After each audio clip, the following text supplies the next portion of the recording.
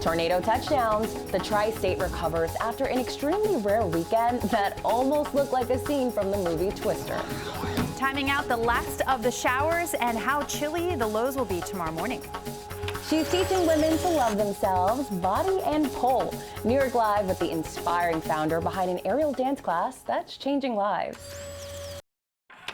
This is News for Now for November 15th. I'm Kay Ingram. Now, people living on Long Island are cleaning up today after not one, not two or three, but 4 tornado touchdowns, a first for both Nassau and Suffolk counties. Mind you, November tornadoes have never happened before in recorded history. So, you know we had to check it out.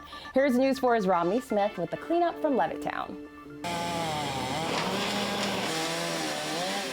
This morning, sounds of heavy machinery fill the air as crews from the town of Hempstead work to clean up tornado damage in Levittown.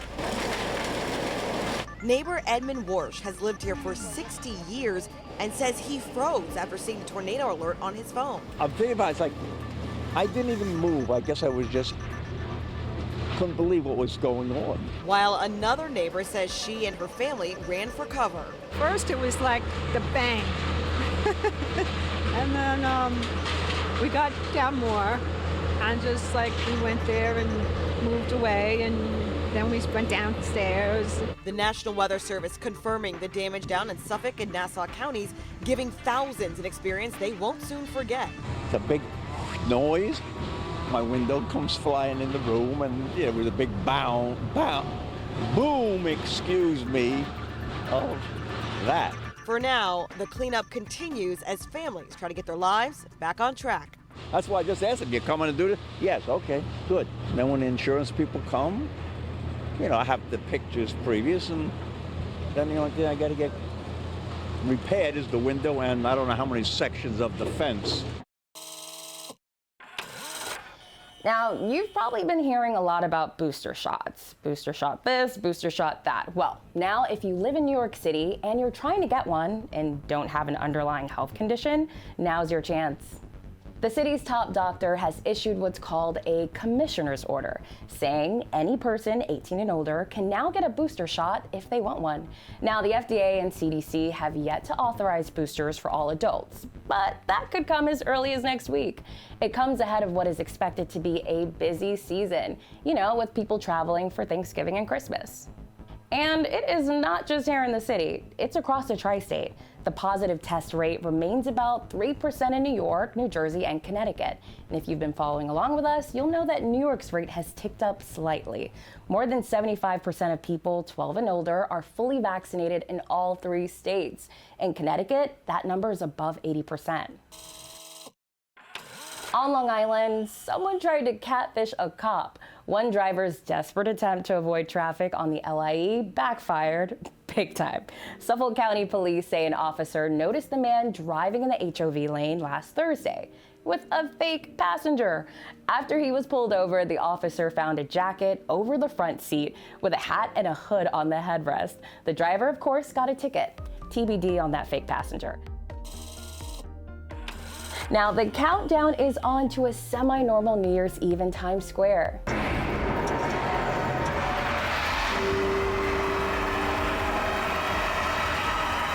A source close to the event tells us that the public will be allowed to gather once again to watch the ball drop.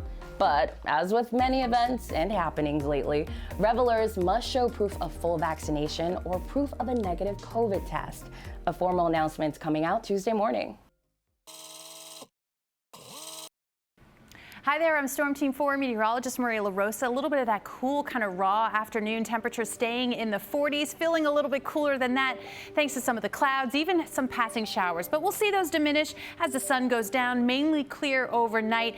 A little gusty this afternoon. Those stay a little brisk even into the overnight, although easing just a bit. We'll see those west winds 10 to 15 miles per hour continue through tomorrow morning. So definitely a chilly start. We're down to 38 degrees in the city, 30s from Newark and White Plains, north and west, Clinton, Sussex, Poughkeepsie, Monticello, close to or below freezing, and we'll stay in the 30s from Long Island and down the shore. While a little bit warmer today, the real warm up holds off until later this week.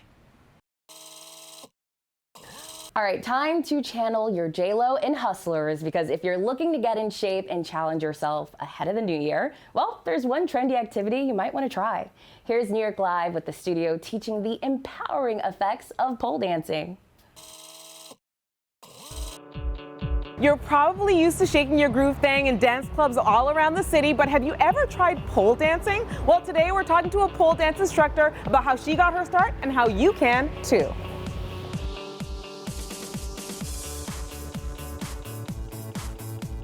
Elijah Franklin, you are one talented lady, and I have to say that I first discovered your videos on social media and I was blown away. Tell me, what is pole dancing? So I would say that pole dancing is a physical activity that you are doing on a pole. You can dance, you can gymnastics it, but it's really just an expression of yourself and your movement and your body and an appreciation for what it can do on a pole. I feel as though pole gets a really bad rap. Without a doubt, like pole dancing did start in the strip club. It did start as an exotic thing, and then it was kind of just evolved into, you know, cultivating a space for women that might not want to be strippers, but just want to feel good and feel sexy about their bodies. You know, it's an incredible space, and I'm seeing these poles and I'm very tempted, and you're gonna actually teach me a few things. Of course, absolutely. Okay, I'm looking forward to it. Let me get changed. Okay, all right, let's try a pretty staple pole move, a dip turn. All right, I'm gonna show it to you. Okay. Let me show it to you first. It looks like this. Oh, wow. Keep that leg out, all the way out. Yep, so left leg goes out. Okay. Now drag the left foot, step on the left foot, and pick up the right foot to hook onto the pole. Oh, I feel like my other leg is the more dominant leg. Okay, interesting. Maybe. Interesting. How'd that feel? It felt really good. Good. I'm excited, but when do I start doing like the... Well, it's a build up. You gotta build up to that, because you have to build the strength. With the strength comes the moves, then of course the confidence, the flow, the dancing, all of that. This was such an excellent time. Thank you. You are an educator, you are an athlete, you are a dancer and a role model, so thank you for everything that you do. Of course, thank you so much. Thank you, thank you, thank you.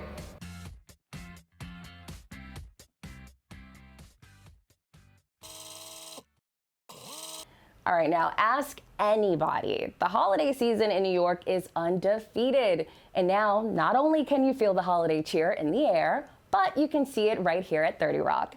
The most famous Christmas tree in the world has arrived. That's right, it's the Rockefeller Center Christmas tree. News 4's Jen Maxfield watched with the crowds as the tree was hoisted in place on the plaza. Making way for the Christmas tree to stand. A child's sense of wonder as the 2021 Rockefeller Center Christmas tree arrives on the plaza. It's the biggest Christmas tree in all the world. Hundreds of people lined up to watch the tree installation, what many consider the unofficial start of the holiday season, complete with spruce tree souvenirs. And now it's becoming more and more popular, and we see, which is so nice, to see all the tourists back in town, and that's very uplifting. Dozens of workers guiding the 79-foot tree off the flatbed truck, unwrapping its branches and then gently lifting it into place. It's extra tall. After it was standing straight, workers climbed the tree to make it look just right. Especially from the pandemic, seeing a bunch of the community coming back together.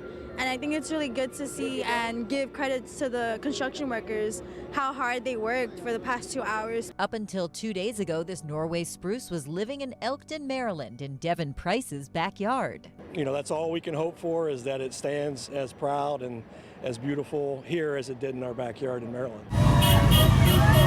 Thousands of people lined the streets of Newark, Delaware to cheer the tree on its 150-mile journey, a source of pride as this tree is the first at Rockefeller Center from the state of Maryland. Now shared with the world. You know, the energy here today is electric. It's awesome. For the next 2.5 weeks, workers will decorate this tree with 50,000 LED lights and an enormous star on top, all in anticipation of the tree lighting on December 1st.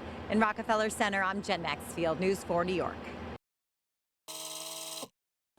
Now, don't forget to mark your calendars because you can watch the tree lighting at home right here on NBC4. David Ushery, Natalie Pascarella, and Mario Lopez will have live coverage Wednesday, December 1st. All right, well, we'll see you then. Thanks for joining us. We'll see you back here tomorrow.